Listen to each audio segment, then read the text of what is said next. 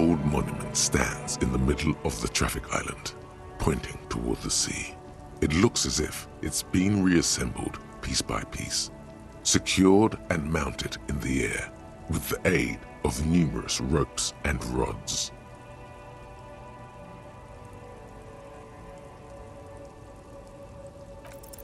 Even by the standards of the Philippian kings, old sumptuous Philip was known for his profligacy.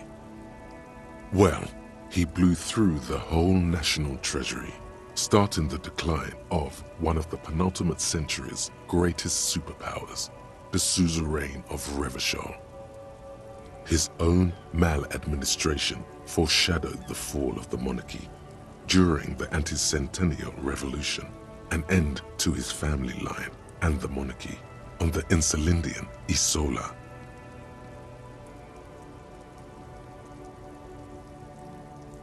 Stories have it that he had his bedroom converted into a treasure chamber, where he stored unfathomable wealth, Krugerrands, bars of gold, ornate weaponry, armor, and various chalices.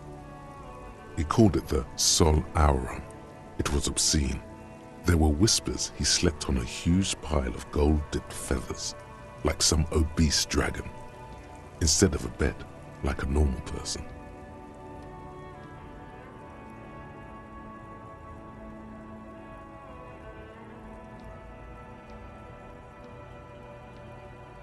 But wait, you haven't even heard about his fabled cocaine addiction. You see, old Philippe wasn't just good at squandering the national treasury on gold and ceremonial weaponry, he was also a prodigious snorter of nose candy. Not just any nose candy though, we're talking Royal Philippian Blow, allegedly twice as potent as the stuff you find nowadays, and purple. Philippian cocaine was purple.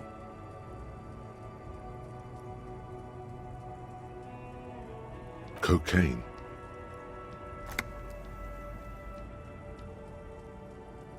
His Majesty's courtiers said it helped him connect with the higher realms.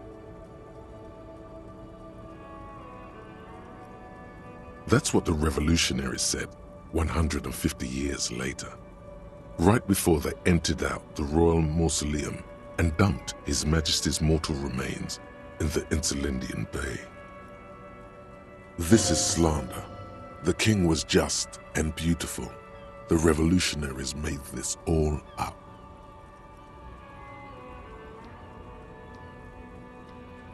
Beneath the cold waters of the Elysium Bay, thrown there by the revolutionaries after they cleaned out the royal mausoleum.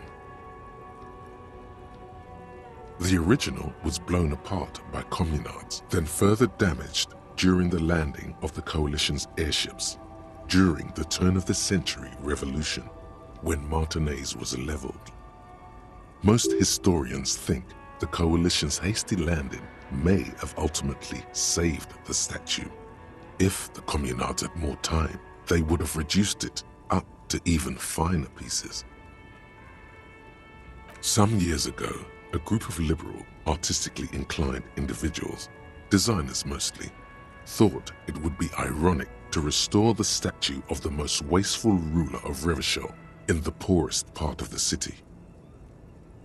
The statue is supposed to capture the moment it was blown apart, like an instant frozen in time, a rare butterfly trapped in amber, floating on a sea of shit.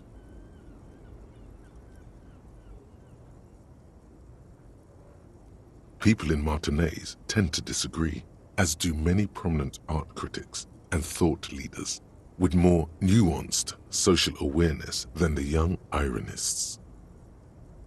Philip III, the squanderer, however, with his bronze face up in the air, doesn't seem concerned about what the hoi polloi think of him in death.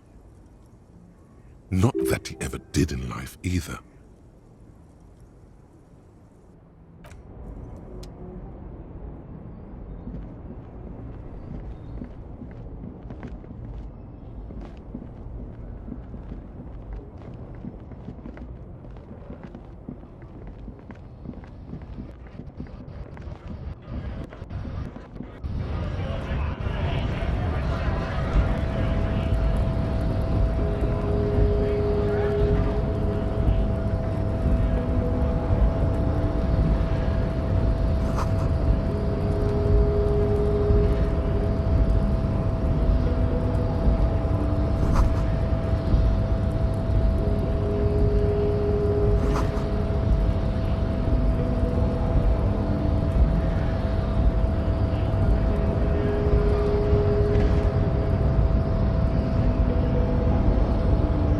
body betrays your degeneracy.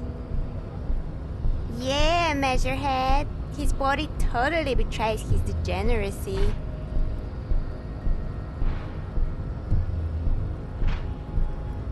Are you admiring my morphophysiology? It must be frightening to stand in the shadow of this racial pinnacle. Be calm, Am Sandwich.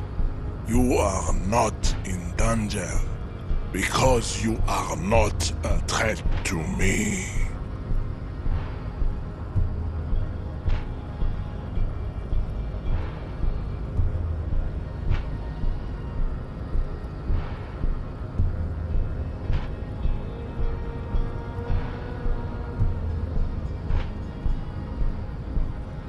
That is precisely the negligence that has led you to succumb to Al-Ghul. You reek of it. An invisible sword of Al-Ghul emerges from your throat. You cannot see it, but others can. It is making the woman in my company sick. Yes, Al-Ghul. He means alcohol.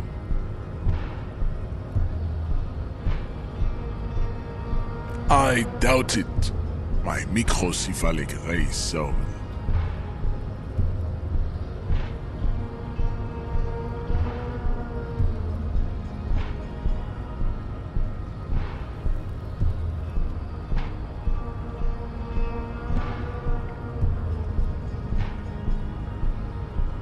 It's not good.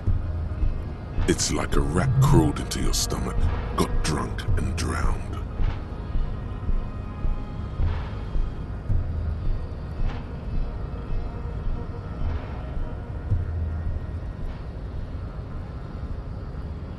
Your mouth moves, but the one who speaks is Al-Ghul. You are but a vessel for the Ghul now. Very little of yourself remains.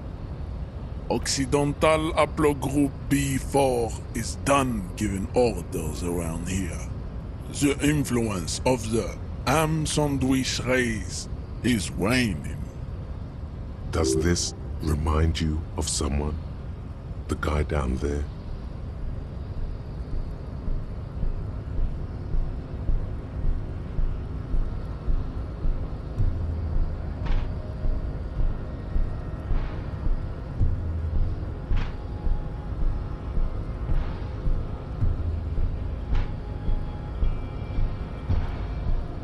The ethanol fungus is deep within your nervous system, pulling the strings. You are merely its pupa now. I see no hope for you or your kind.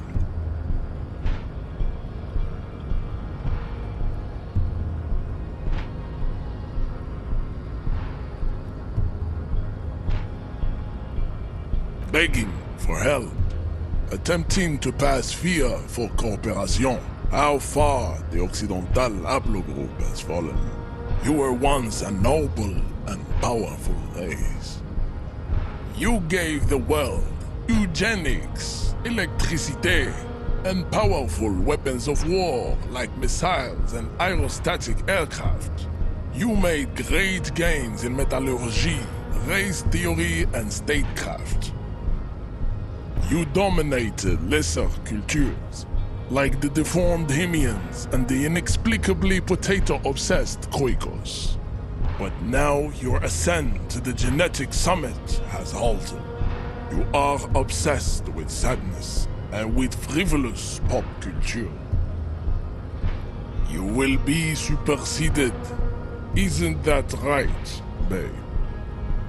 It is, baby, yeah. You know it. There is a button right behind him, just out of reach. It must be the one that opens the door to the harbor.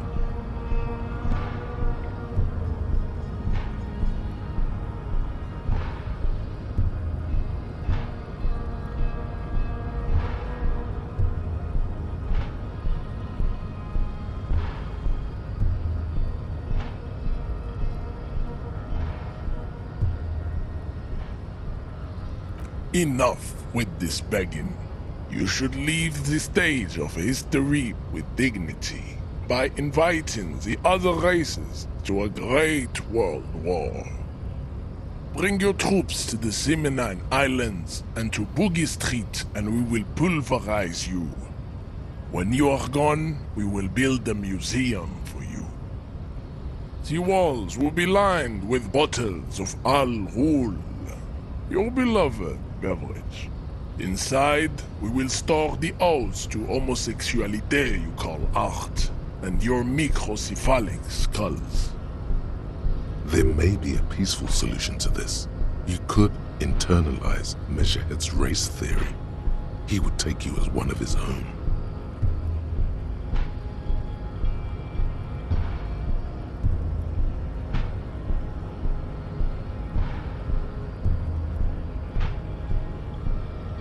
The down with racism thing.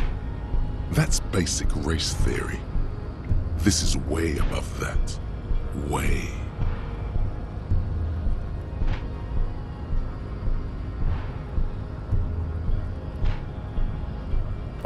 Don't be vulgar. White or not has got little to do with this. The race enigma runs much deeper than that.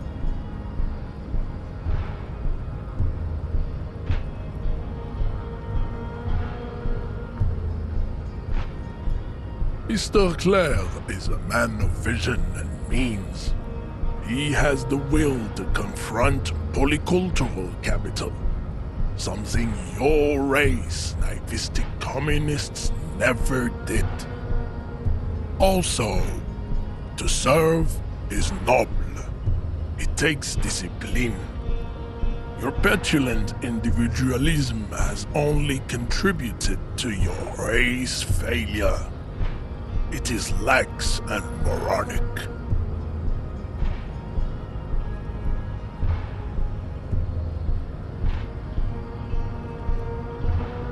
Of course you are, Revacholian man.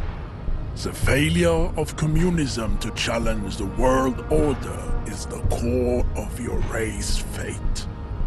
All around you, the fruits of its defeat. Individualism, rock and roll music, sexually transmitted disease. Above all, rampant multinational finance still reigning large.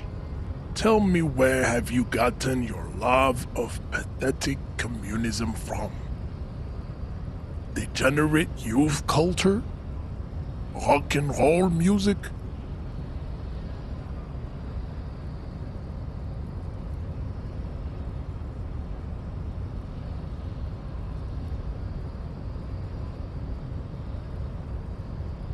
Stop explaining yourself. No one cares about your beliefs. The conversation has moved on. Tell me, what degenerate subculture has made you dress in this shameful way?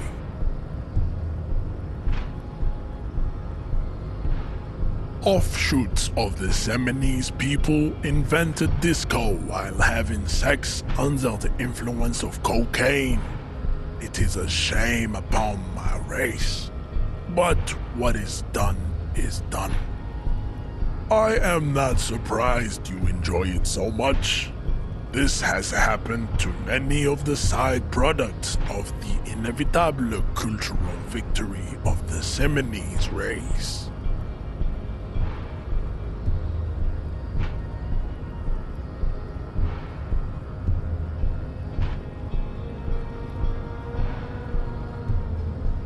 The South Island race, haplogroup A4A. We are the rightful masters of the Insulindian archipelago. We descend from the Areopagites of ancient Pericarnassus and arrived here 4,000 years ago, millennia before you. We are the future. That is all you need to know.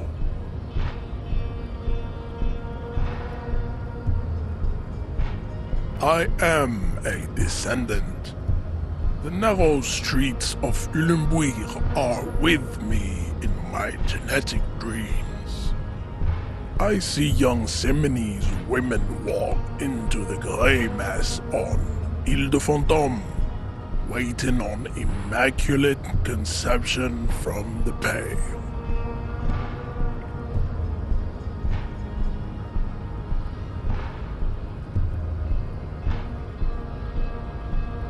No, I have heard about it on the radio.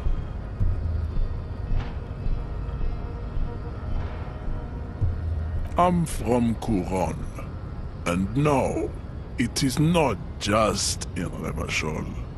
The city is central to the Simony strategy.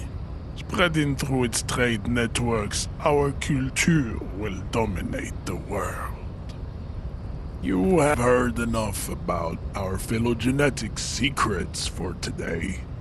You have extinction to come to terms with, and never getting that dead body down from the tree.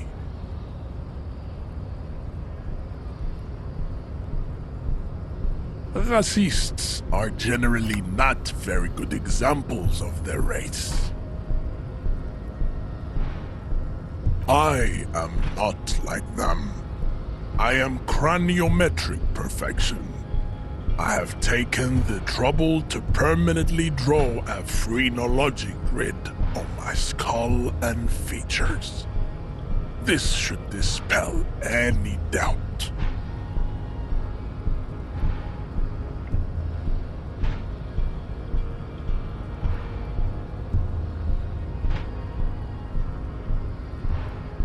Your silence betrays your inferiority. You do not have a reply. You should enter a deep race slumber. Perhaps in 4,000 years there is need for a servile homunculus.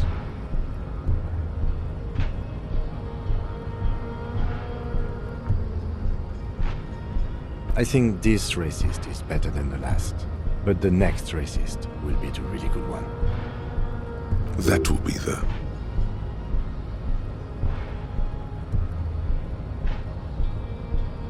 He will grant us 3 wishes. Your pedomorphic friend has quick wits. A protruding occiput and an indented zygomatic bone. The lieutenant does not flinch. You should keep him close. The congenital defect of farsightedness does not render him a complete invalid. He still has the use of his mind.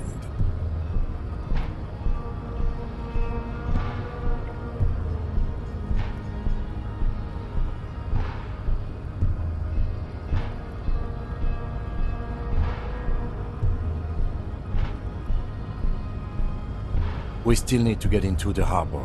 We need help with the tree situation. There must be another way.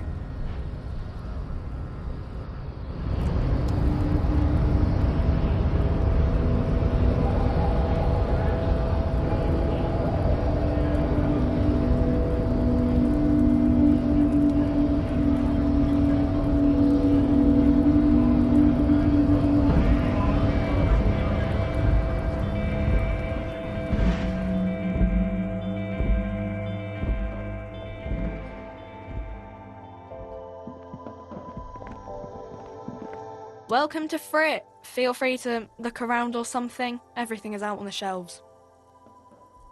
What's that magazine she's reading?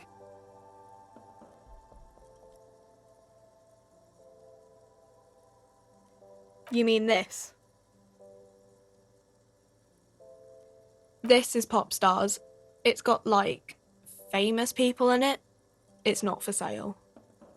Looks like it also has something called Police de la Mode, featured on page 34. This speaks to you.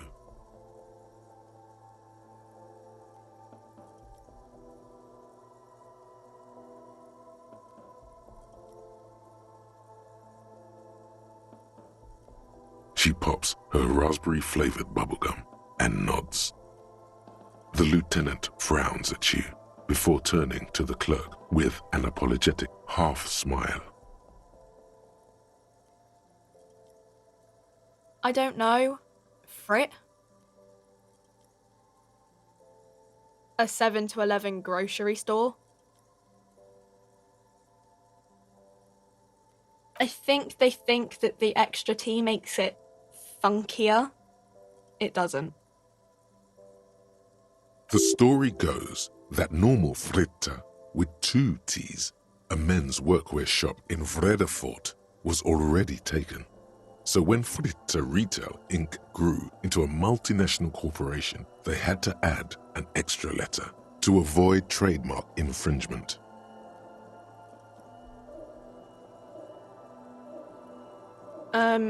Okay. I'm not really supposed to be chatting to anyone, but...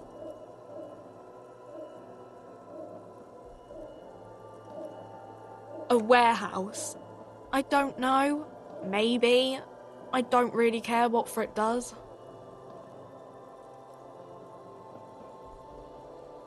She scrunches up her face into an expression of consummate adolescent skepticism. Fine. Frit doesn't have a warehouse. Just a little back room here. Okay?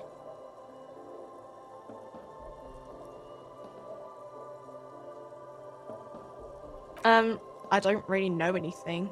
I mean, I know it's there, but I haven't seen it, so...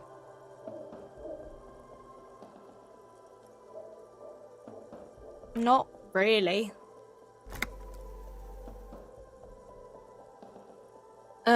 No. I didn't know him at all. I don't know, really long. I don't know. No need to worry. It's just standard procedure for us to ask around. If you hear anything, let us know, okay? Okay.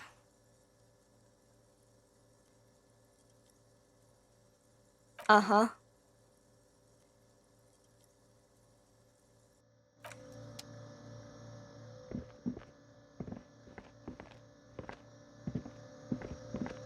A small cabinet on the wall is filled with various medicine bottles, nasal sprays, and blister packs.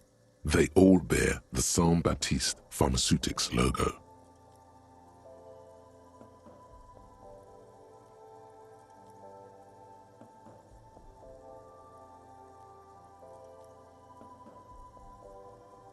Okay, here. I hope Saint Baptiste makes you feel better or something.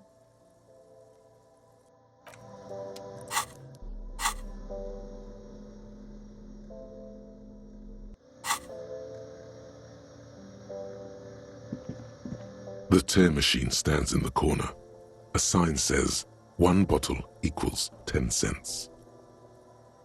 Your bottles clunk into the machine and the money appears with a satisfying jingle. You're a richer man now. Do you know what you should do with that money, kiddo? You should buy more alcohol. Enter the endless cycle of consumption.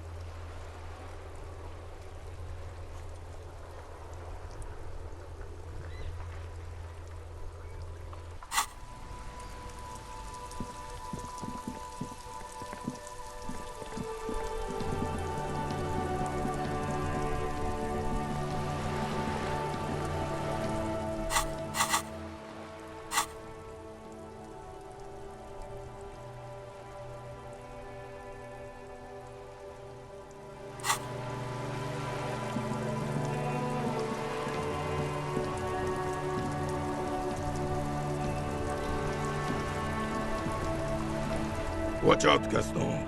It's Inspector Oath. Come to throw more of our stuff into the sea, officer.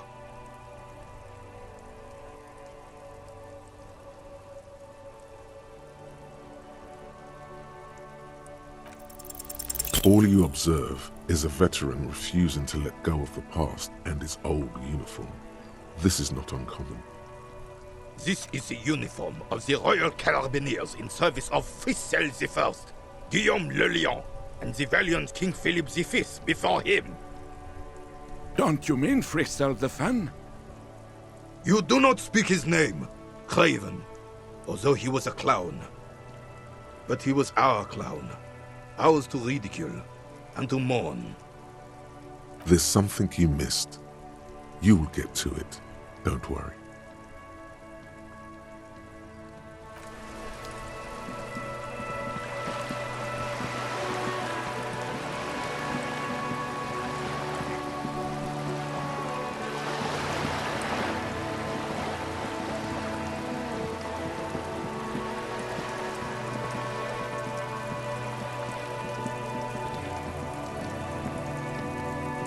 Just an ordinary wall. Nothing to see here.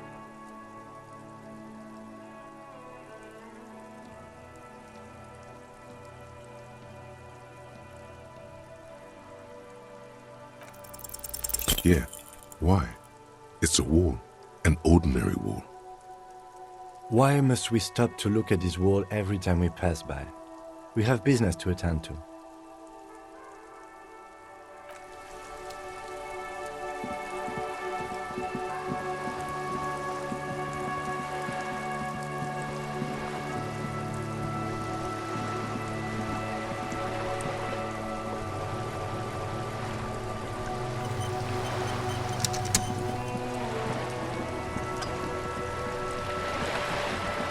You're back.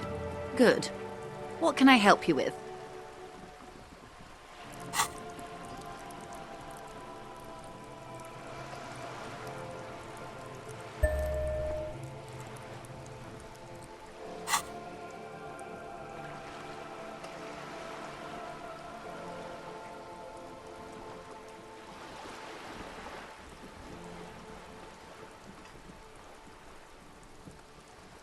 That's the man who was killed. I'm afraid this is a discussion for once we've cleared the lynching question.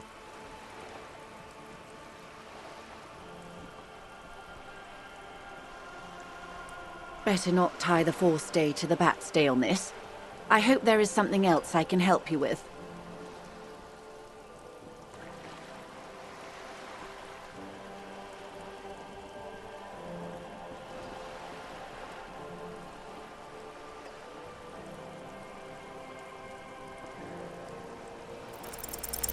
Voila! You're doing it.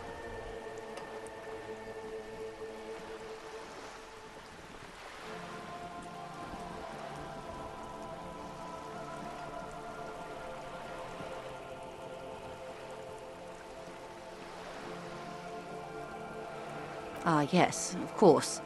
I'm sad to hear that. How much do you need? She's surprisingly nonchalant about this. Could it be that she somehow knows more about your predicament than she's letting on?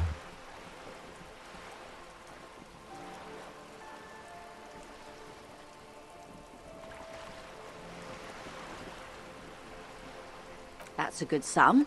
Not too small, not fantastically large.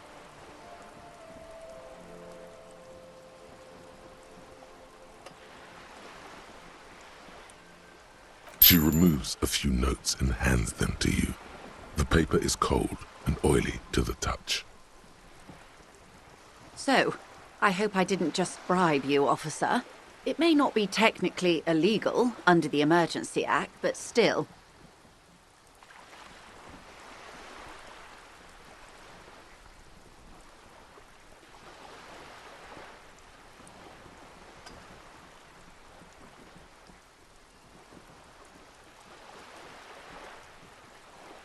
You're right, ma'am, that donations are permitted under the Emergency Act, unseemly as it may be, as long as they are properly logged with the precinct. Which he most certainly will do. Now, how else can I help the RCM today? besides supplementing its salaries.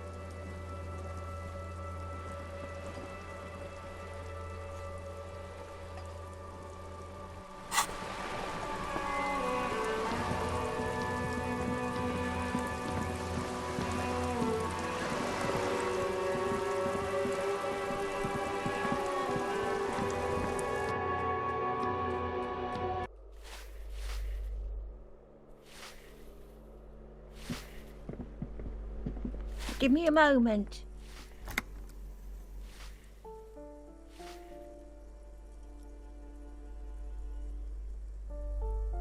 The cold never does any good for my bronchitis.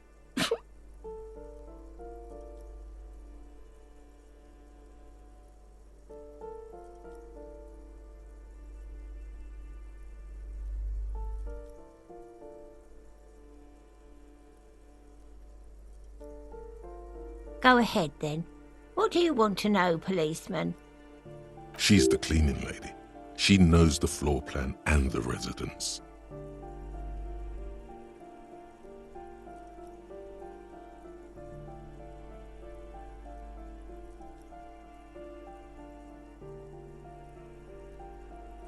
Yes, yes.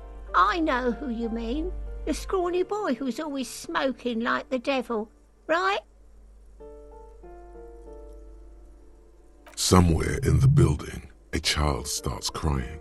You hear a radio tuned to a talk show and someone taking a shower. What's he in trouble for?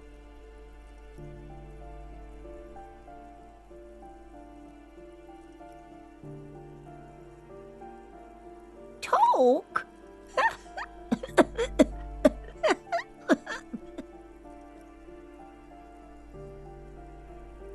What was so funny about that? He lives upstairs in room 28. Go to the balcony.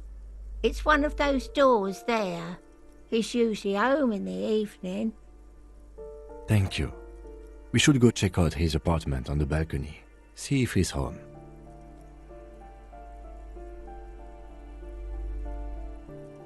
Ask away, policeman. The artiste? Nothing I can do about her, I'm afraid. She ruins the walls faster than I can clean them. Still, she leaves an old lady to her business. More than I can say for others. She mumbles some kind of a response, then hacks something into her handkerchief. I'm no one. Just an old woman who cleans these hallways. If you can call it living. I have a little room upstairs right next to the coal room. It's barely bigger than a closet, but I don't complain, no. I have my bed and my aching bones to keep me company, and that's all I need from this world. She hasn't spoken to anyone for a while. Even her sentences feel rusty.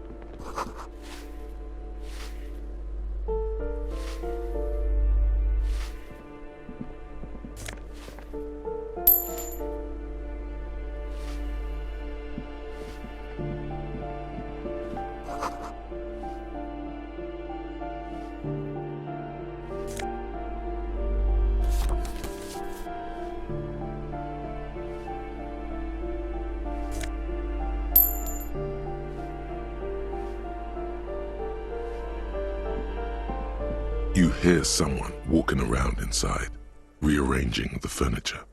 The number on the panel says 10. The walking stops abruptly, but no one comes to the door. A poor communard, from the looks of it. The room is barely bigger than a closet.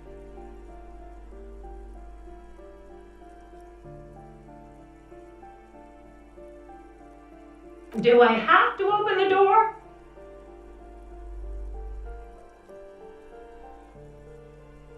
Do you have a warrant? I'm not obligated to open the door if you don't have a warrant. Let's go. We don't have a reason to get inside that apartment. It's generally easier to do things if you have literally any reason.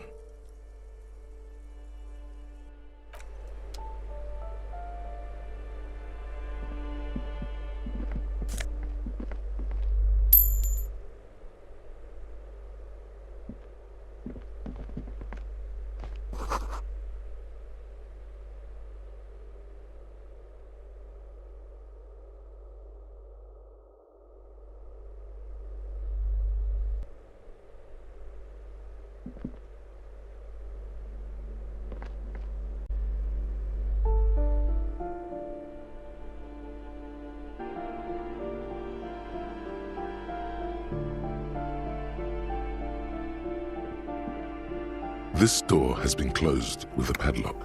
A chalk-drawn number on the board says, number 11. No reply. It's a solid lump of metal, but the shackle is deeply corroded. A solid pair of chain cutters would make short work of it. Better whip out those cutters. You won't get very far otherwise.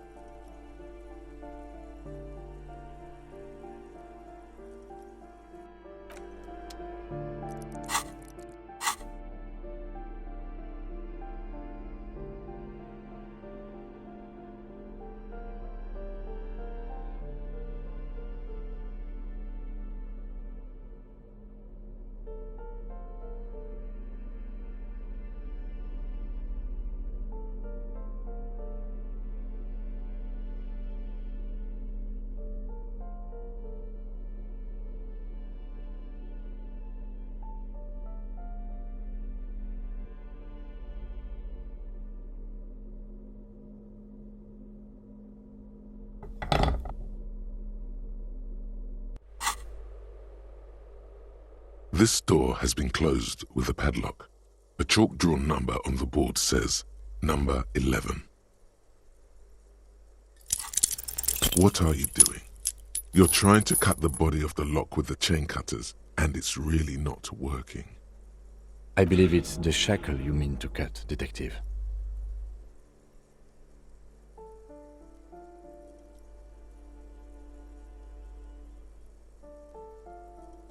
Perhaps you should give it another go.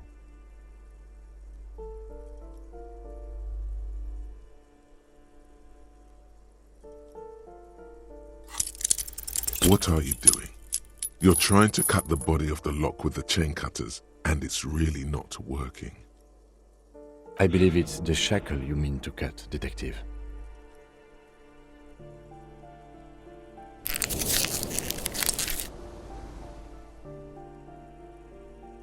Perhaps you should give it another go.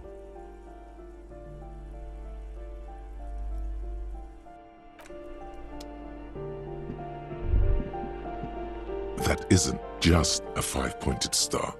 It's an inverted white pentagram cradled in a wreath of antlers, the iconography of communism, in other words.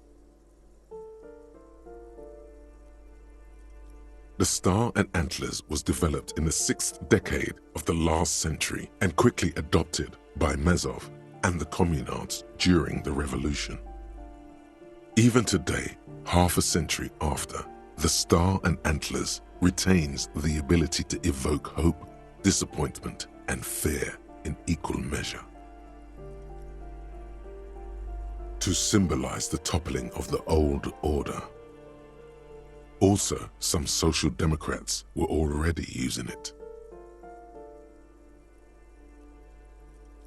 The wreath of antlers represents a natural crown. It was about building a society that could exist in accord with the natural world, and at the same time above it. Because white is the color of peace. Communism is the ideology of gutless intellectuals and clueless university students. They don't care about the real working man.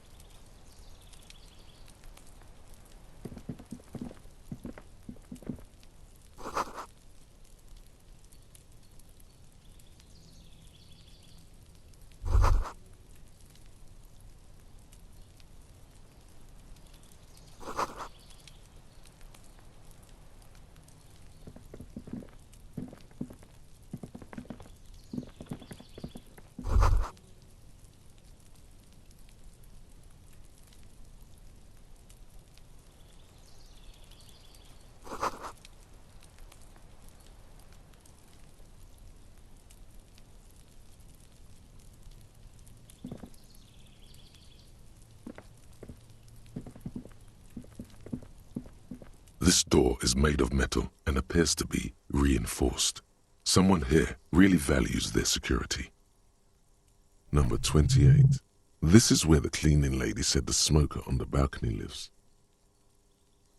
Let's see if anyone's home. Knock on the door. No one answers. Looks like the young man we are looking for isn't home. I think our best chance to catch him is in the evening. We should return tomorrow after we have finished with our day's work. How about 9 p.m.? Sound good?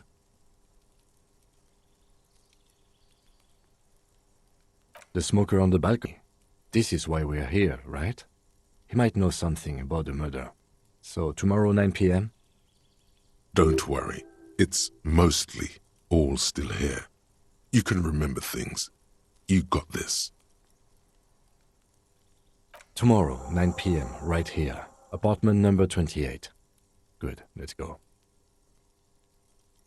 Damn.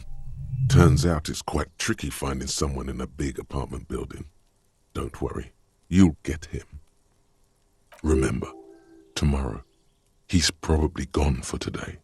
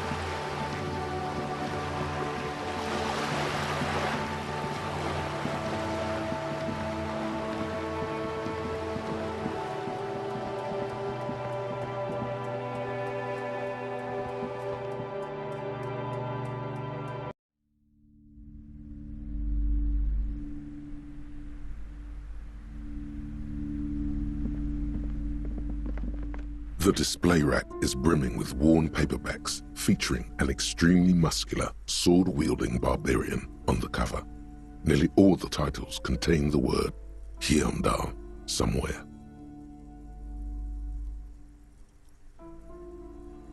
Oh, Man from Heimdall. A very popular series of adventure novels. They're awfully immoral and violent books. Blood and violence, scantily clad women, epic narratives, all those mystical things he encounters. They're bound to grab those with little imagination and nothing to do.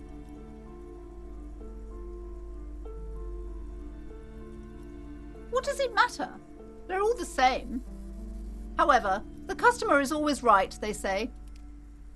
If you're a novice of the series, I'd recommend Heimdallaman, the Man from Heimdall. It's supposed to be a good introduction to the series.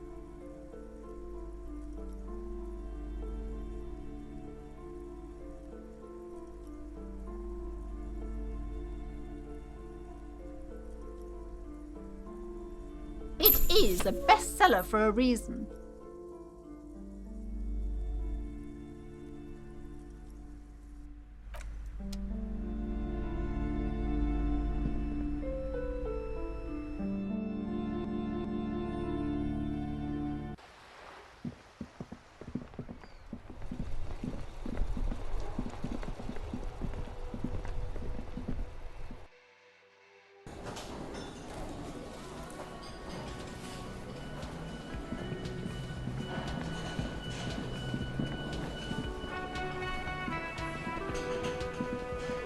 Can I help you?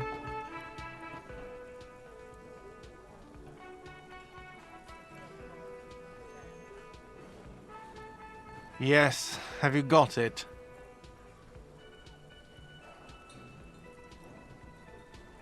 A lot.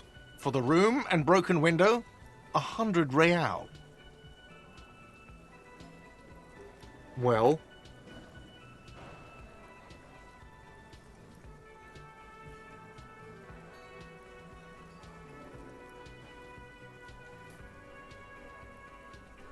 Great.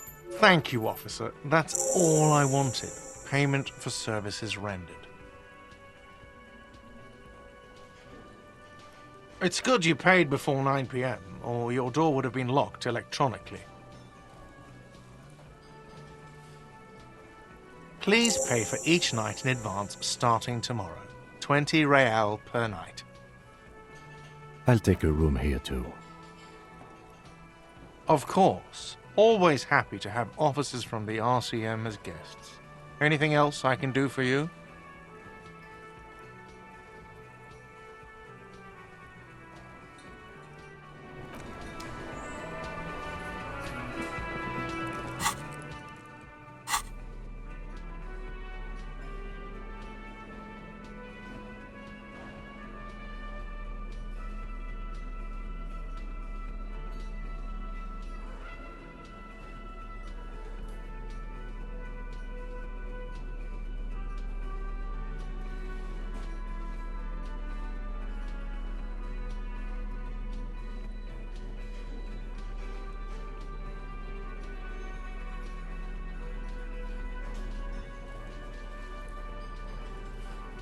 The edges of the pages are worn and smudged. A lot of people have read about the Devil Woman's altercations with the Hehe man. The jacket copy proclaims, "Man from Hehe returns in his most exciting adventure yet. After crashing into a strange jungle, cannibalistic natives abduct his only surviving comrade, Noble Tiribold. Before Man from Hehe can mount a rescue, he is ambushed by a tribe of female warriors and taken to the ancient citadel of Cloud City, where a mysterious and wicked queen rules supreme. Will Man from Hehe be able to escape his dire situation and find his missing friend?" You open the book to a random page. Man from Hehe, wielding his 2 Zweihanders, is carving through a sea of savages, his visage fixed in grim determination. His arms, whirling like windmills, are soaked with the blood of his enemies. Mangled corpses litter the battlefield. It calls out to you. This is the spirit of Revachol.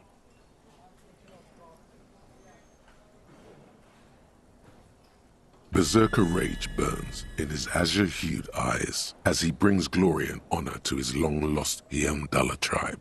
From the village of Heimdall, the ivory giant roars like an ice bear, and the winds of Gatla howl out his name.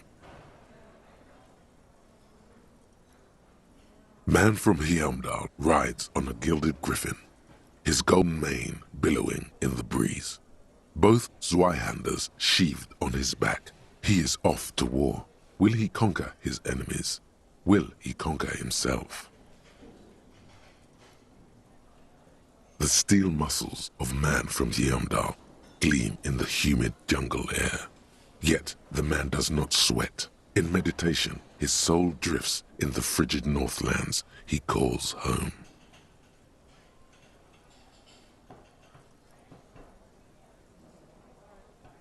A passage reads, "The man from Heimdall looks up, his eyes blue as the mountain lakes of his homeland. He rarely speaks, but now his voice booms in the darkened throne room. Do not try to sap my masculine essence, wicked temptress. Son of Heimdall will never succumb to your seductive wiles. Thine spells are no match for purity and strength of will. Brothers of Heimdall, stand above the vices of flesh, for it is weak and corruptible, yet mine is forged in gore and strife." Queen Lydiana just laughs, a sultry and salacious sound, then says, "I have grand plans for you, Man from Heimdall." She gestures her diabolical hand toward an array of potions and unguents. "First, you shall please me. Then lead my armies against the vicious cannibals. Not a muscle moves in the face of the Man from Heimdall. Yet inside, there is turmoil. This goes against all he holds sacrosanct.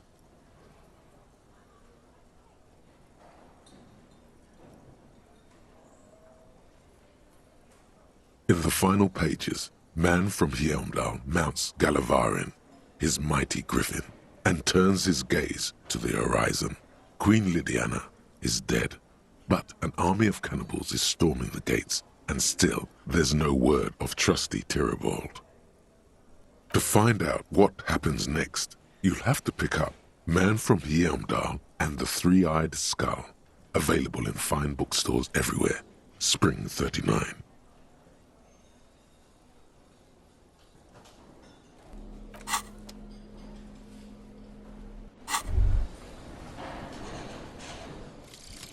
The 15th Indo-Tribe. Because there was. The 15th Indo-Tribe was comprised of 8 kids from Forberg and North Jamrock, running from wild dogs in the valley, hiding scents under rocks, and stealing clothes off clotheslines, and sometimes even the copper wiring of phone lines. You may have been one of them. This must be a childhood memory. The 15th Indo-Tribe was your Indo-Tribe, set to rule in Celinda. The rest of the kids are dead now. Car accidents and drug overdoses. Only you remain.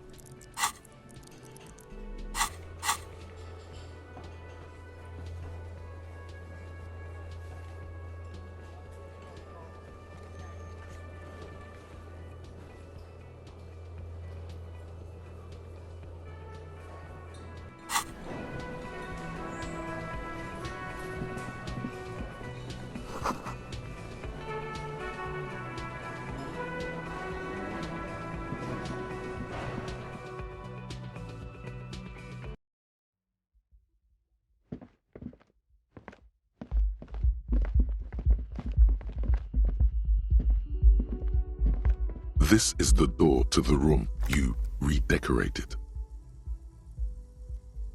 Just a moment. We should talk about our progress on the investigation. Let's go out to the balcony.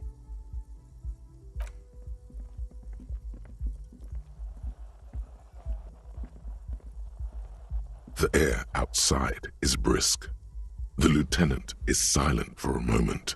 He listens to the traffic hum. Then, Now then, we should talk about the investigation. But I also feel you're a bit hazy on the RCM. Our role here, our rights, our jurisdiction, basically. I have a cigarette every night when I go over my notes. It's something of a ritual. oh man, he looks so devastatingly cool with that cigarette.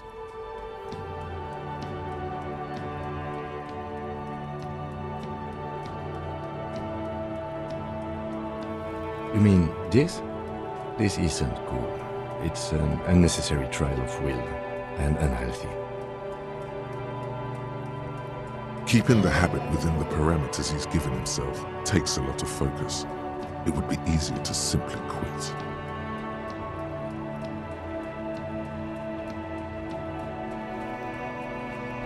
I apologize, but I only brought one with me. I have exactly one cigarette every night while going over my notes. Yes, it's been a long and eventful day.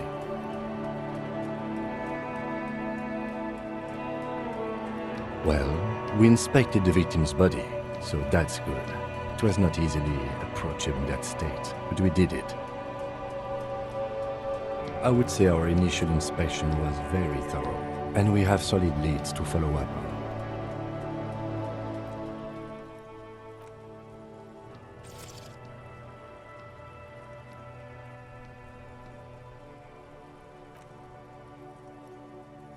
Then you shot him in the chest, which wasn't ideal. and we still have to get him down from the tree. By not ideal, he means he can't believe he let you try that trick and would be angry if he didn't feel the outcome was partly his responsibility.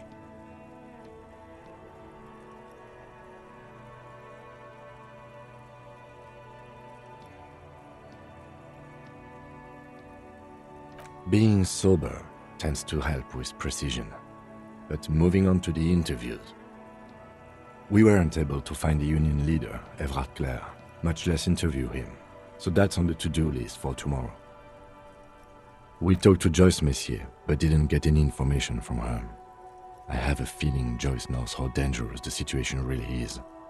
We have to get her to talk to us. If Kim is emphasizing something this much, it really must be important. Above all, though, today was exhausting. What's with all the running? You run a lot. Is that a standard Precinct 41 practice? I have a really good theory about why you're running so fast, son. Just you wait until we get up tomorrow.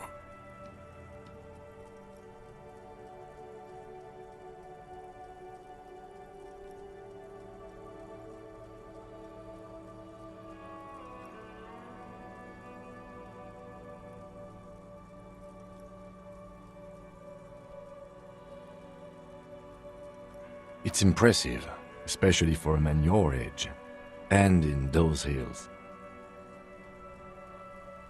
Nice shoes, by the way. I like the green, goes with the orange.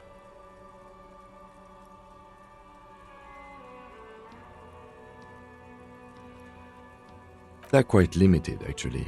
The power officers of the Revachol Citizens Militia exercise most frequently is imposing fines of up to 1,000 real for offenses, in accordance with an interdepartmental schedule.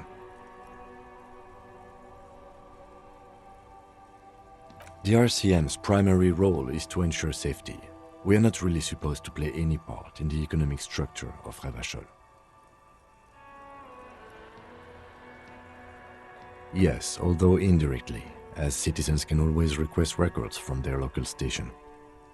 Officers of the RCM have been known to take bribes of less than the prescribed fine amount. It undermines trust in the RCM. We can arrest people, of course, but rather than bringing someone in directly, it's preferable to serve a station cold sleep. It prevents confusion and crowding.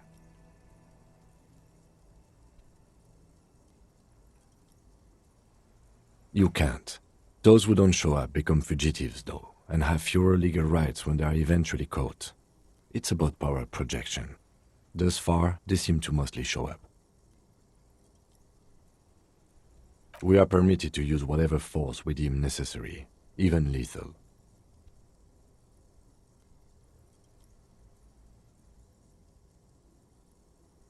You have to supply compelling evidence for why it was necessary to use lethal force. In these cases, your partner is usually your witness. Not a good position to be in, by the way. Internal Affairs handles these cases thoroughly, by cross-examining you for inconsistencies. It is hard to cover for anyone, which is for the best. Yes, the last time was 4 years ago.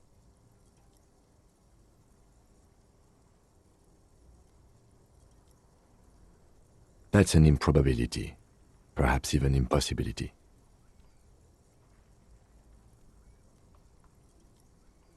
Precinct 41 is known for a higher than average rate of police violence.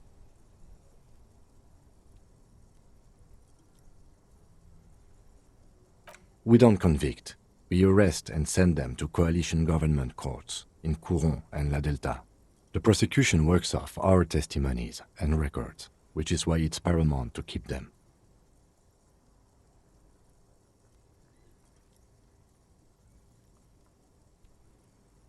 The coalition government, and the moral intern more broadly. The RCM was formed by the coalition government to restore order in the international zone after the revolution. So we did. Now we attempt to maintain that order. No more, no less. Or perhaps it is better to say we were allowed to form. It's a point of contention whether the citizens of Revachol or the coalition government founded the RCM.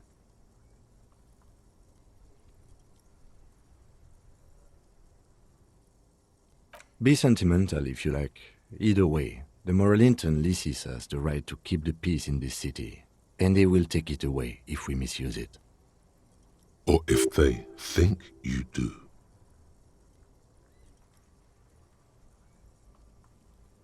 The Moralist International are the world's largest political organization.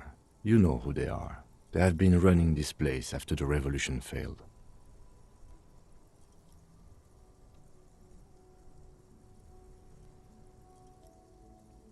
They're a union of center-left and center-right parties across the Real Belt. Our coalition government is just one of its many projects. They also run the ICP, EPIS, most intergovernmental organizations in the world. What do they believe in? They are Dolorians. They believe they continue the humanist project set forth by Her Innocence Dolores Day 4 centuries ago. Others say they are just technocrats. Those others say they continue the humanist project set forth by Dolores Day. Interesting question. It's a blue forget-me-not. Their motto is love, compassion, self-discipline. I think you can gauge what they want you to think of them from that. Something kind and usual. Something almost self-explanatory. Something even a little feminine, but in a strict manner. A historic figure? The author of the modern age? You will have to look elsewhere for opinions. The subject of humanism is too abstract for me.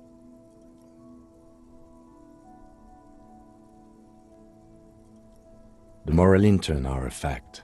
I try not to have opinions on facts until they change. And it doesn't look like that's about to happen.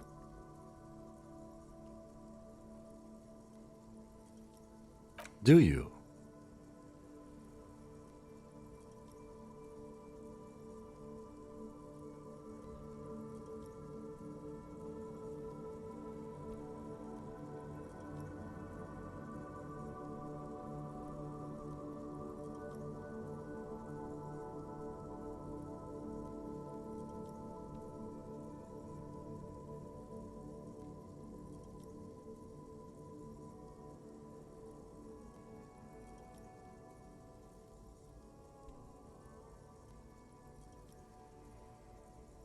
In fact, we would need them even if you didn't think that way.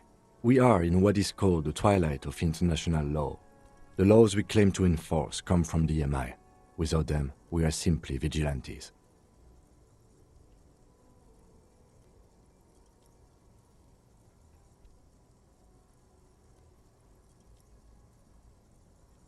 Spoken like a revolutionary, not a cop. But hypothetical aside, in Martinez we already are vigilantes. At least the Union thinks so. I expect our job here to prove quite challenging.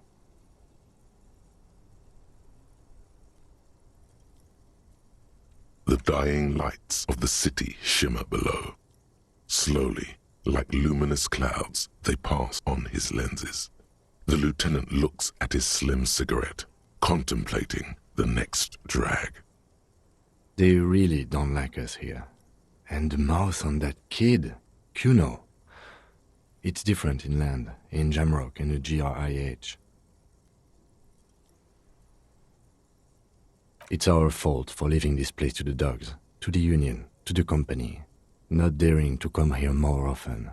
This place has fallen between the cracks, the jurisdictions of our 2 precincts. We run this city. West of the river is RCM land.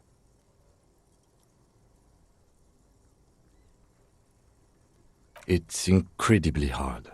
Human beings are... But we are in control, and it's worth it. The organization works, our systems work. If they didn't, the city would disintegrate.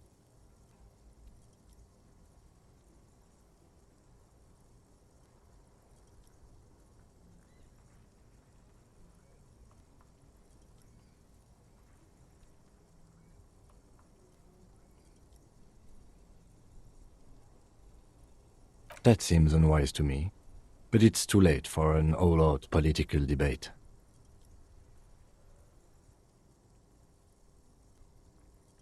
Yeah, it's getting very cold now. Let's go.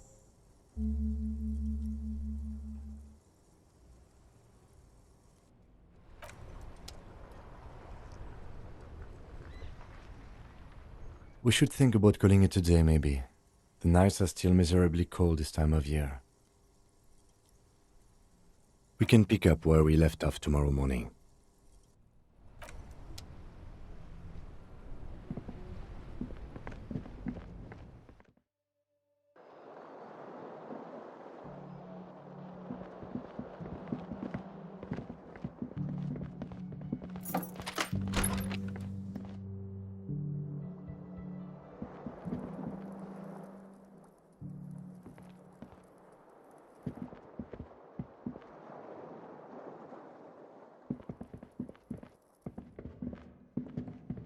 A mirror hangs on the bathroom wall.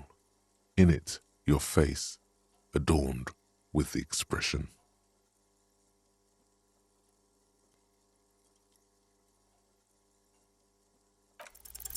It belongs in the new, the third decade of the current century. Enough time had passed from the failure of the revolution that, for a fleeting moment, free market economy seemed like the ultimate, uncontested way of life for our species. Things were good. It was smooth sailing.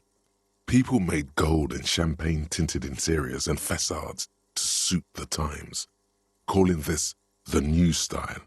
But more importantly, disco happened. Forget about ostentatious orchestrations. For Revachol, your city, that meant only one thing. Guillaume le Million.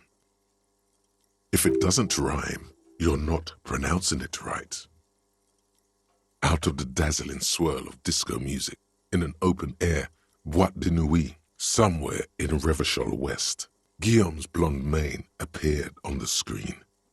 He sang some bullshit. Then he made the expression.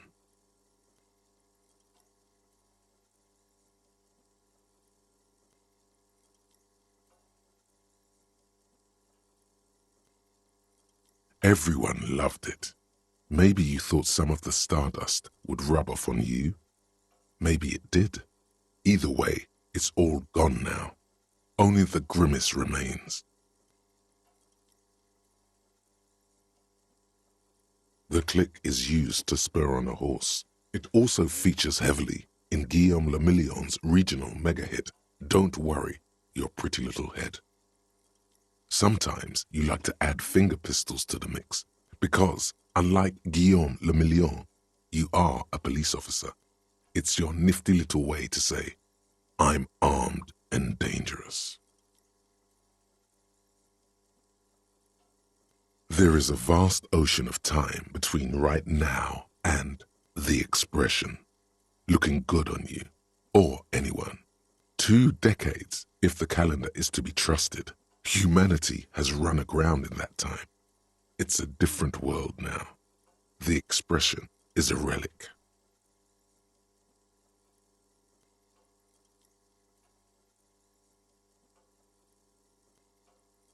You have some understanding of the near history of disco, plus the trivia you've picked up along the way. Episodic memory, however, remains in the dark. It may never return. You should prepare yourself for that.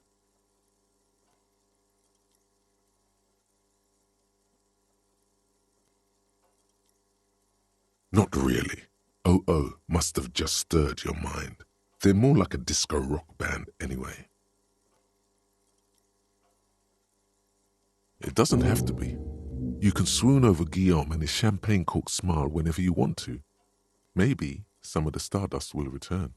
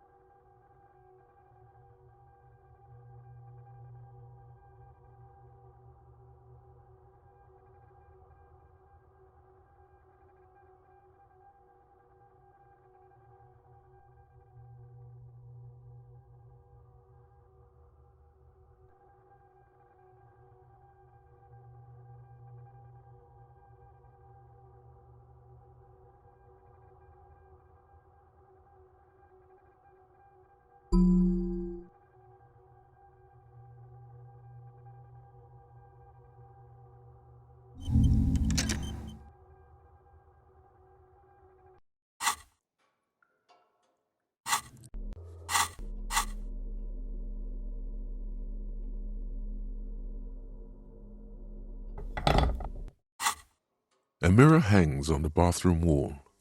In it, your face, adorned with the expression.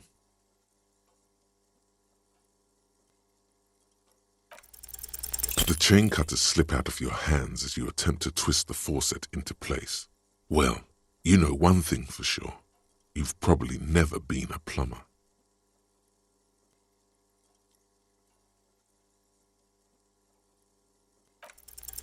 It's too late. Like an image on film. The expression belongs to your primary motor cortex. It would take a minor neurological miracle for you to cease producing it.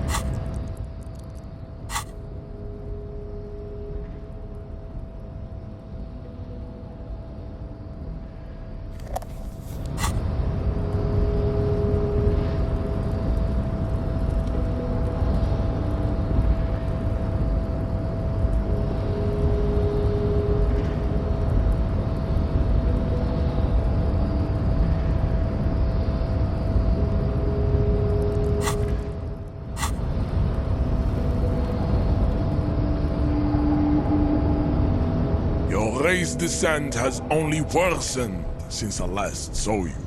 You have really let yourself go.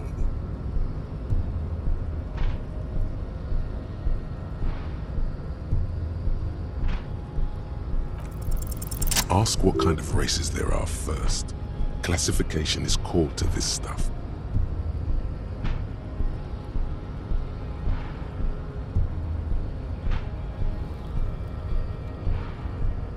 There are 3 categories of race. Type A, the heroic races. Type B, the servile races. And the vile CF race cauldron of pederasty. Which one do you need education on? Those are the Simonese, the Areopagite, and the Occidentals, excluding the Mao, of course.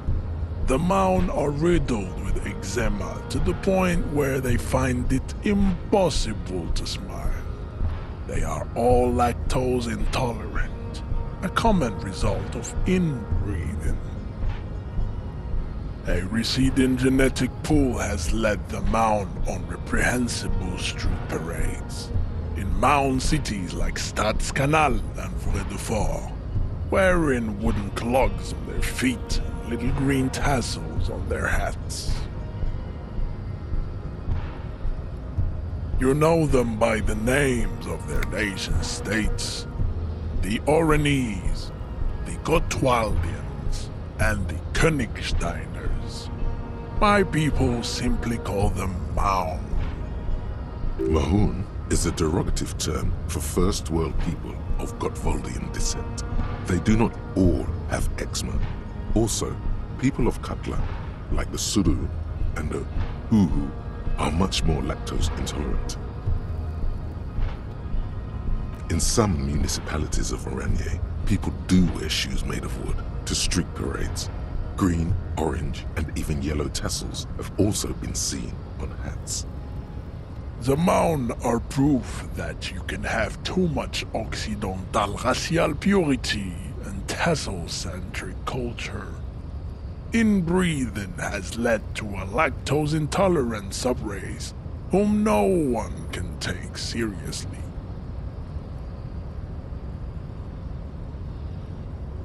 The Vespertines and Messenians of Vesper and Messina, the ancient Meteorans of Meteo by the golden Pisantic Sea, the Suren of Sur-la-Clé, and even the North Königsteiners, all have type A race propensities. The other large mondial civilization, the Mesk, are too yellow and oleaginous to count as a heroic race. True, they are violent and expansionist, but they have a glandular problem. Overproduction of sebum.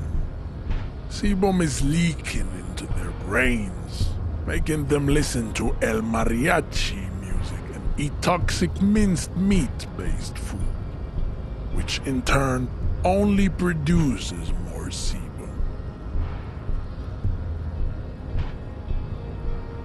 As proven by the Maun and the Mesk, Occidental type A is in retrograde.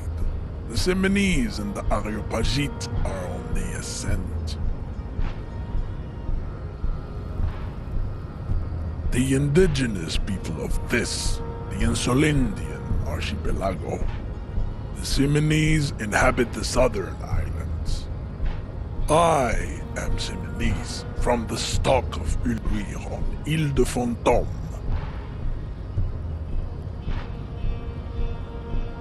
The Areopagites are the master race of the Ile Maran deserts. The Semenese are descendants of the Areopagites. We came here during a heroic migration from Ile Maran to Ansuland, thousands of years before the lactose-intolerant Maun Reten Occidentals discovered this place.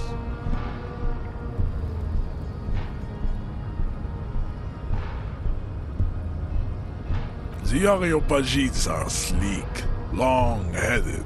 The Semenese are powerful, mesomorphic. The former is an immutable progenitor, unchanged since the Super Isola of Pericarnassus. Ancient brains rest in their slender skulls. The latter is perfected and adapting. Together they form the Simeno-Areopagite or Simeopagite super race. That is all. There are no more type A races in the world.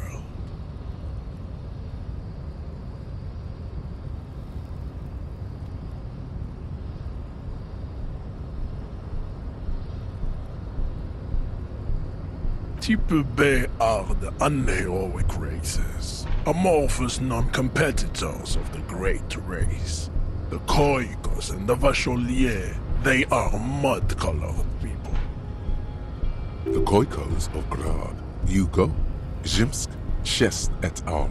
Are what you would call white officer in a suspect description.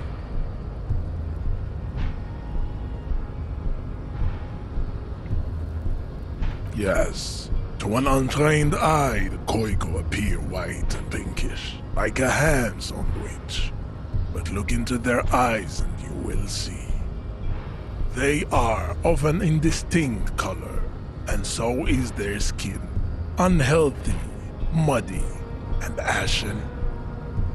Pinkness is a racial quality that has to be earned through centuries of advanced ballistic warfare and cultural domination that the Grad people have undergone for drinking alcohol and smoking the degenerate tobacco herb, and for eating potato.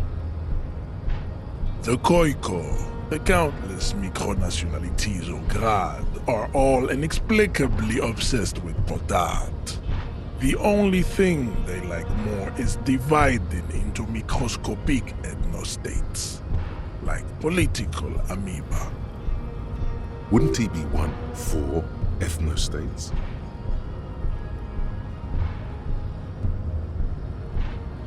Democratic ethnostates are microscopic. They breed genetic mediocrity. The Semino-Areopagite superstate will cover the entire remaining planetary crust, uninterrupted, from Holy Semenine to the Boreal Plateau of Katla. Its leaders will be the genetic epitome of the Semenese and Areopagite stock, elected by nature, not the base inner spoilage called demos. Revacholians, halfway between Type A and the racial Cauldron. Two makes to know right from wrong.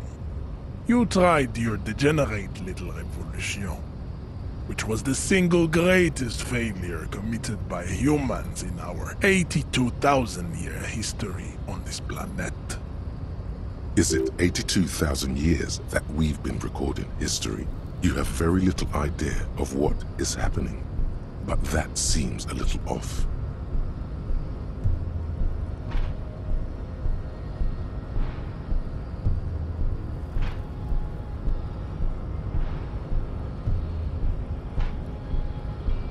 The mysteries of the people of this planet are a tragedy that has played out countless times over, like a fever dream of skin, hair, and bone.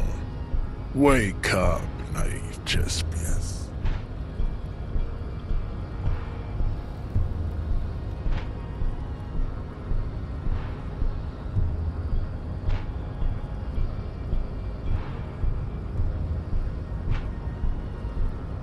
The revolution came to Ravachol from Grad, in Zarath-ridden potato carts. It is literally an illness, a prion disease that leaves the parietal and frontal lobe ridden with holes. A soft, sponge-like mass of dementia, hallucination, and paranoia. The revolution is fatal familial insomnia. A hereditary prion condition passed from the Koiko to the Occidentals. But not sexually. Probably through trade routes and potate acid, the prime component of the potato plant. Enough of Tibet mediocrity.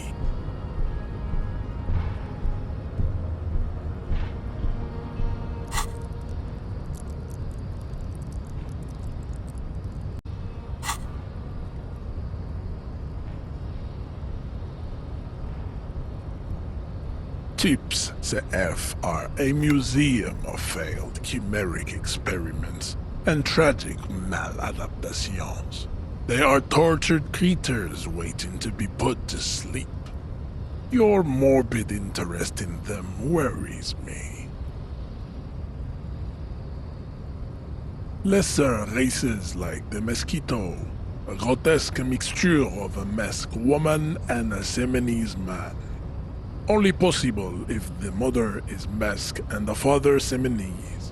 The other way around, they fail to produce offspring. The mosquito is born sterile, like a donkey. All they have left is to ride customized motor carriages with hydraulic suspension, listening to aggressive El Mariachi music to vent their impotent despair. Then there is the Semino Koiki Chimera.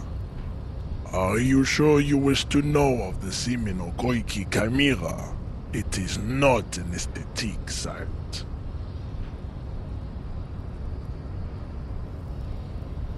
The Khoikhoi, as you know, are very servile, especially when they meet the rich man.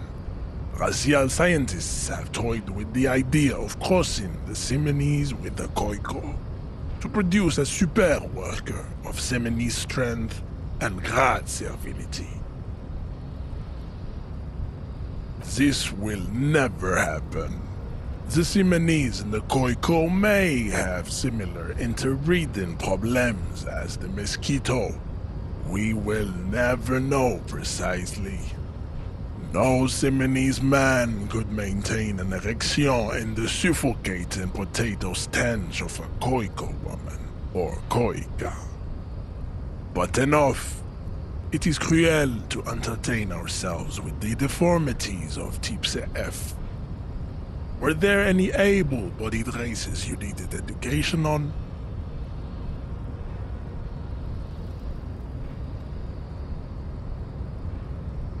You understand nothing.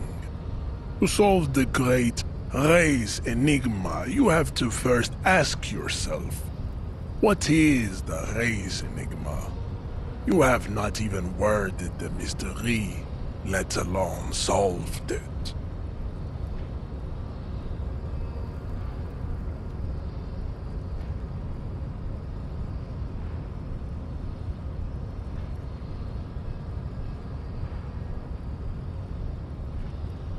You need to internalize what you have heard here today, then return to me.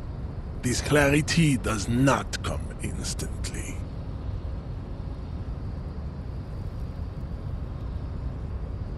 I cannot possibly imagine what else we have to discuss, Tibere Vasholian.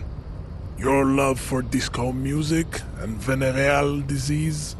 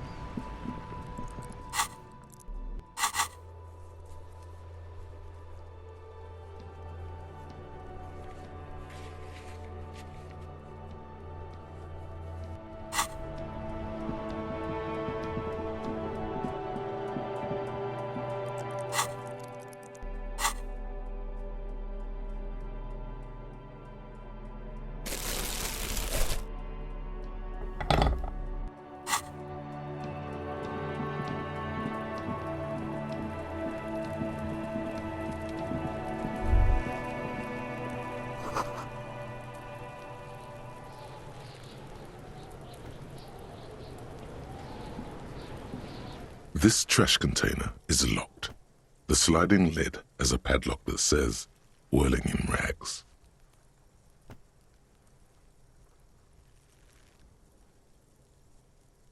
With a well-oiled crack, the lock pops open. It should now be possible to simply raise the lid. Don't. Maybe you shouldn't. Maybe you shouldn't. Of course you should. This is your time to shine, Hobocop. Dive into that dumpster for extra content. Just a feeling. A warning from some part of you. The smell of rotten food rises to greet you. You see soggy cartons, dirty rags, and organic waste.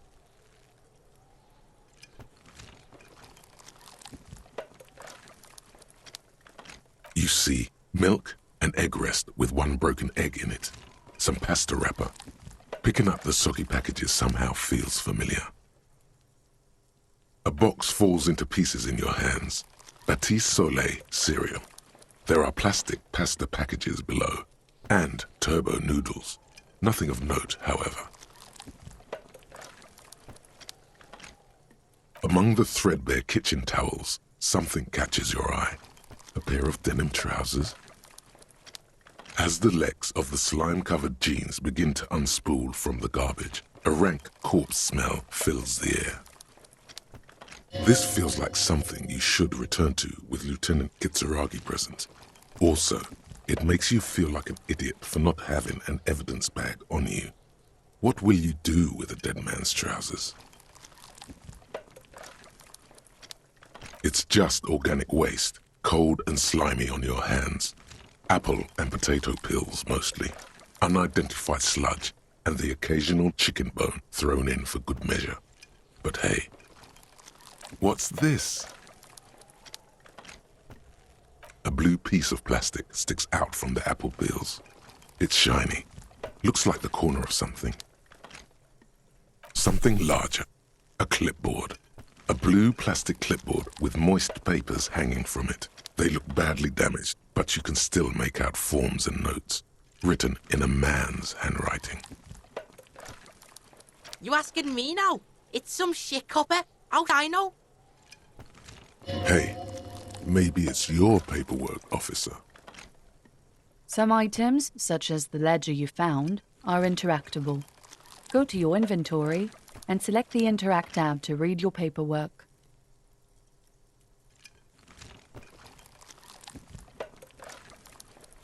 Wow, an Armistice caliber 50 knock cannon, half wrapped in paper tissues. So shiny. It's a giant rifle, and it's very expensive. Not as expensive as that fat string of pearls snaking around the rotten banana peels, however. And is that Cordon Electric's preamp with Electra F2 tubes? It is. That catches quite a price. We're talking 12,000. Easy. Unless you're into hi-fi yourself. No, you won't. Because none of those things are real. They're not actually in there. All you see is food waste and crisp wrappings. All you see is a broken mug with a racist depiction of the yellow man frolicking in saffron. Only in its social sensibility. You betcha.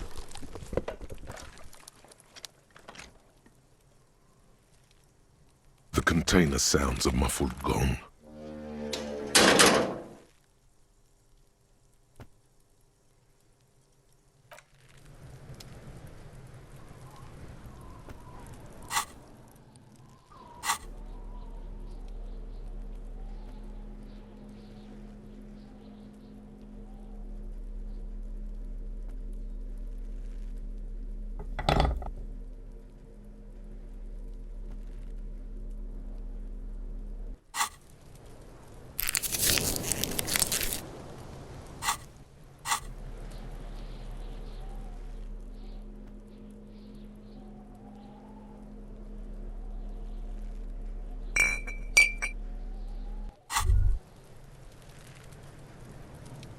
Well, hello.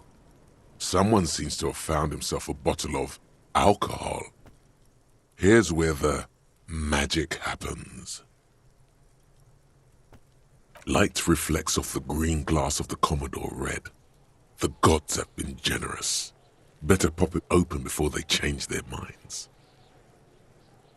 Wow, the gods of mass production have made this alcohol container laughably easy to open. A child could have done it.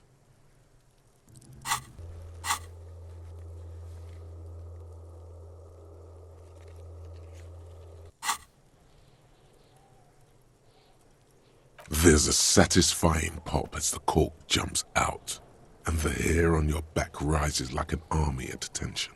You've been here before. Welcome back, detective. You're home now. Nothing. Some mental stuff. Nothing to be worried about. Physically, you'll be strong as an ox. A golden sun melts down your throat. Its rays filling your nostrils with sunshine. Your stomach melts from it into a happy, gooey mess. So does your mind.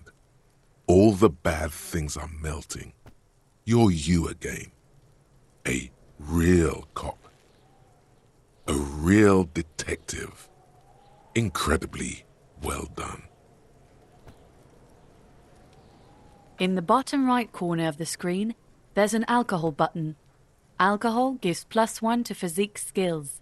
Physical instrument, half light, electrochemistry, endurance, pain threshold, and shivers. This is good before rolling a white check, but damages your morale. And remember, from the void we came, and to the void we must return.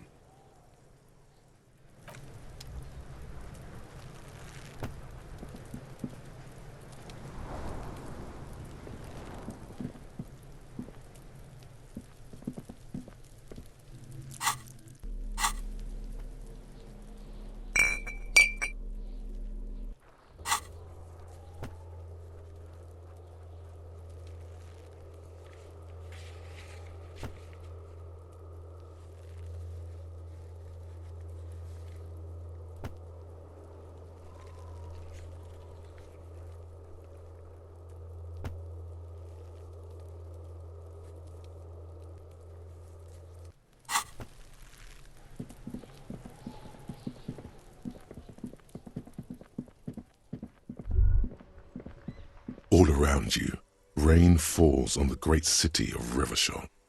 Rain drips from the eaves and floods the gutters, washing the filth away. The spring thaw must be here. The snow is melting.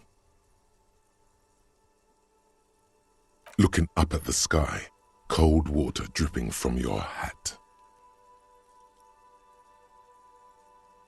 Grey sky like great battleships, clouds colliding with one another. Rain falls down on the world. Your shirt sticks to your chest. The shoulders of your disco blazer grow heavy. The cold finds its way in under your skin.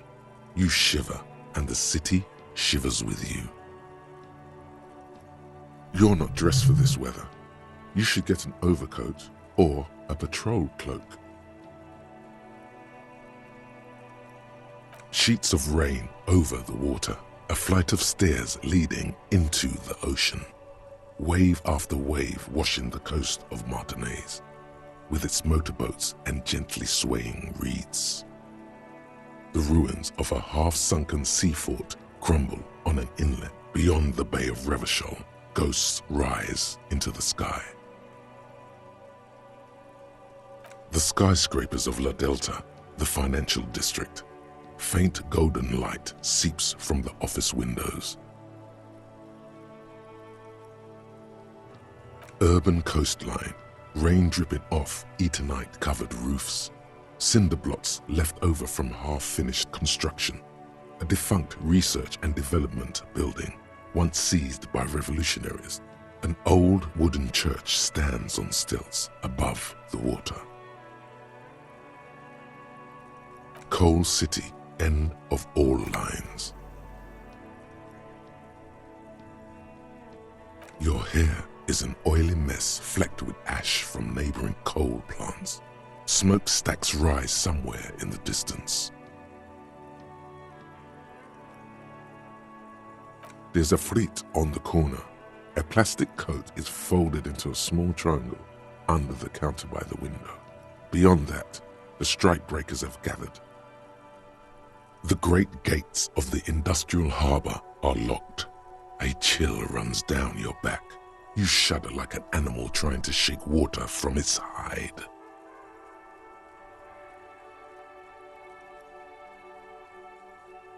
You shudder, looking down at your feet.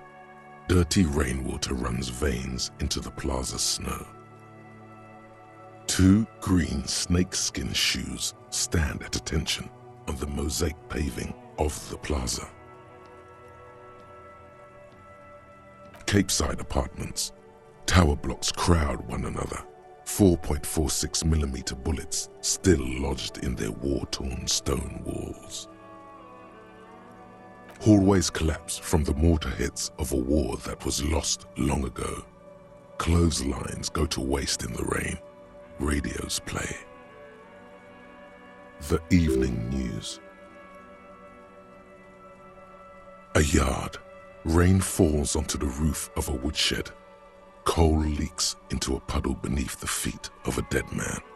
He swings from a tree, a gaping hole in his bare, rotting chest.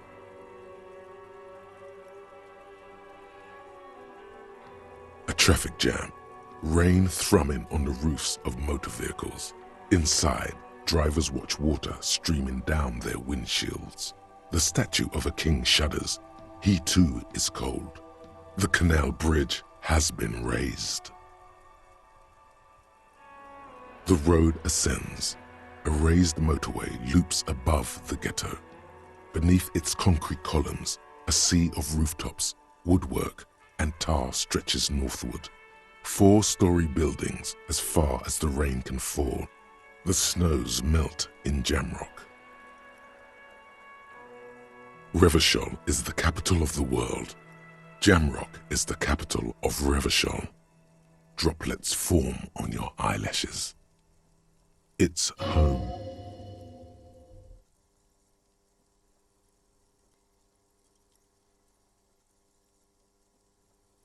To be in Martinez, where no one goes, at the runoff point of a long-forgotten canal, in the whitest part of town, in the shadow of the day the revolution failed. Standing in the rain, looking north, where Jamrock Rock City stretches inland.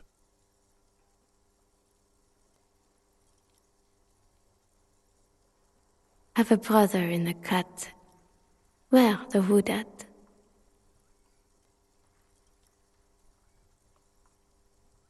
In the rain-swept distance, above the rooftops of Jamrock, a repurposed silk mill stands perched above the motorway exit. Precinct 41 hunches in the rain. Your vision blurs. You wipe your face with your hand. The rain stings your eyes, making you look up and blink.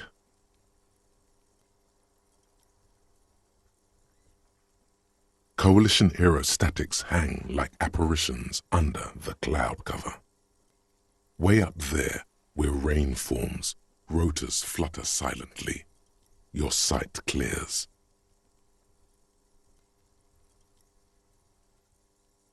Collapsed storm drains, old sewage systems flooded with rainwater.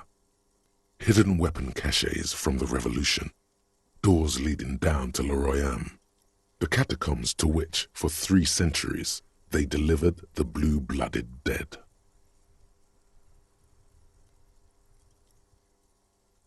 These spring thaw will not last. The winter will return to Revachol.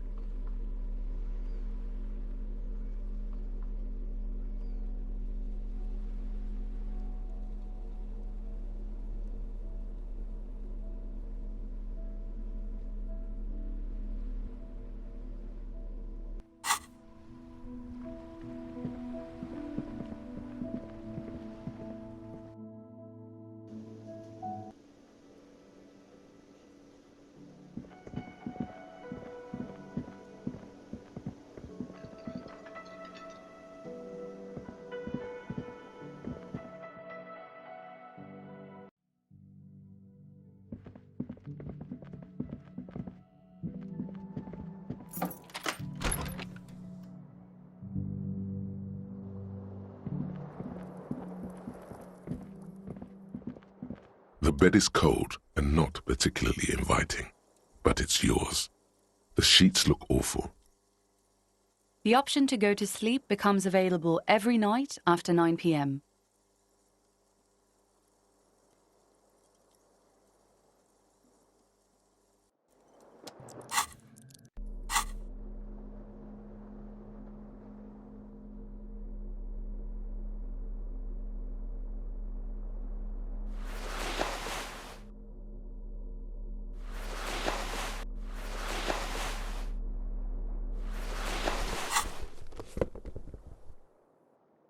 The bed is cold and not particularly inviting, but it's yours. The sheets look awful.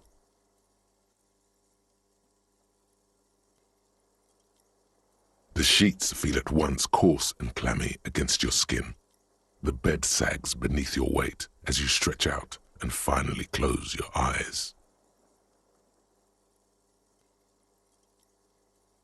And then sleep doesn't come.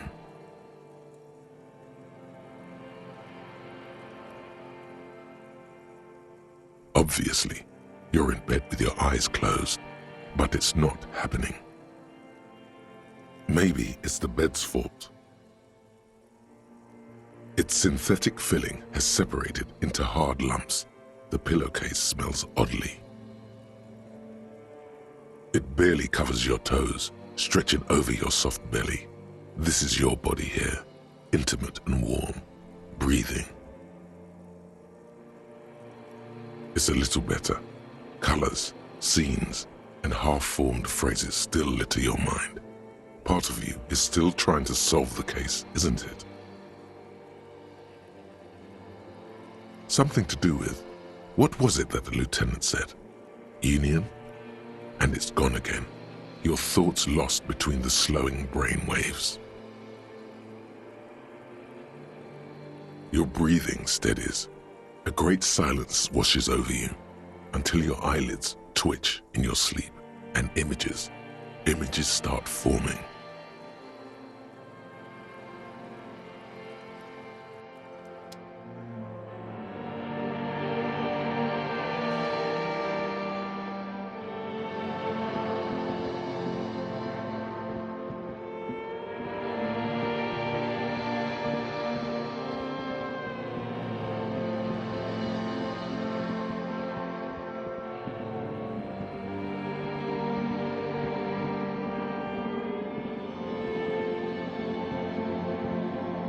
Do you remember the scent of your childhood? What it says on the can, Harry. Answer the question.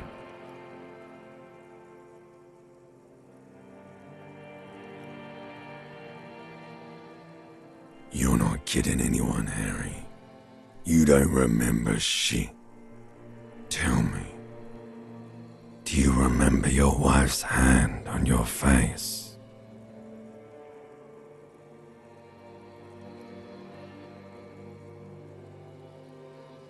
You know who I am. I'm the bad day. The one where you ask her, and then later in the streets, wandering. It's the worst day of all time, Harry dear. And it's coming. She will hear about it on the phone. Reality will turn into a grotesque nightmare. This will be the last thing you did to her. Tell me, do you remember the love of your life? Do you remember the warmth of her thighs, between her legs and in her mouth?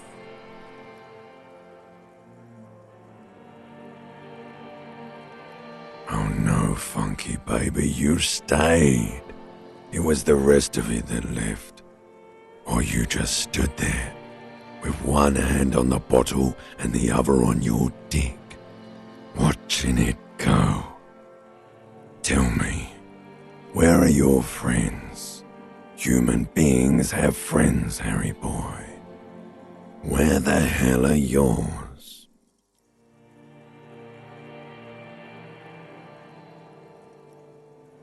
They were only cramping your descent into the abyss. Now they're gone. 3 times gone and never coming back. All of it. You failed. You failed me. You failed Elysium. Everything. The Pale and the Isolus. On the surface. The outer magnetosphere. Burning, furious truth. 8,000 years of written history. You really dropped the ball, Harry. 4.6 billion people. And you failed every single one of them. You really fucked up. No, Harry. You were just talking to yourself. That's all you ever do. Even in your dreams. And the act is wearing thin. The spots of the disco ball fade around you. You'll be back in those cold snakeskins in no time, sweating up the bed. Stinky boy.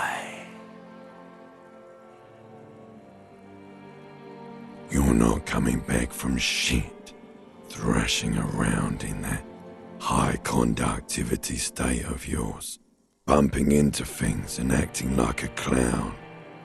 Who are you kidding?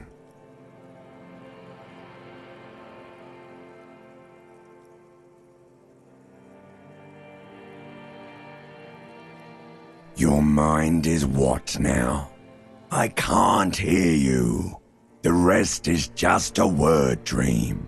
Jumbled up garbage. The pictures are gone. The bed rises to meet you. A thin, sleep-like state. More glass than velvet grinding in your head. So something is wrong. Sleep shouldn't be this bad, this dry, this unnourishing. There's something wrong with your thoughts. Some kind of new type of hangover. Oh yes, party boy, and it's worse than the one before. Just think of the shit you saw. Here it comes too, so soon already. A silent alarm goes off in your head like clockwork, barely let you sleep at all. Time to get those clothes on, Harry. Time to go to work in the shit factory.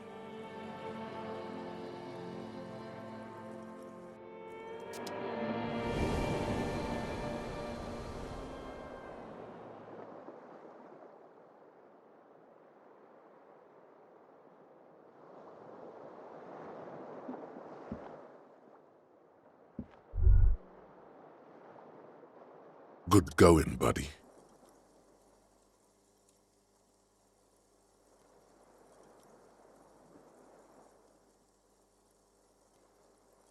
Oh, just a dream. You have ones like that all the time. You feel even worse this morning than you did last night. You mean, why are you so tired? Too tired and down to even think? It is worrying, isn't it? You can't be a detective like this. Detectives need to be able to think. It's just that your heart has finally pumped all the speed out of your system, Buster. Time to get some more. You're too weak to say no now. Waking up is the worst part. Maybe somewhere down the line you could decline.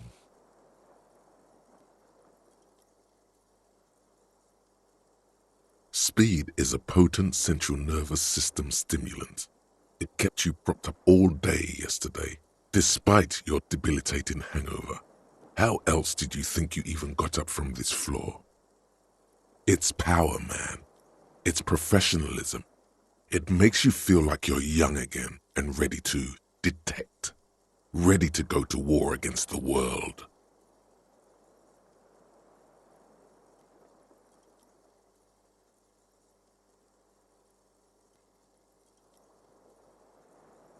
Of course, Martinez is speed central. You just gotta poke around, follow your nose. You and Speed will be happy again. You will make her come home. This time, it will be different.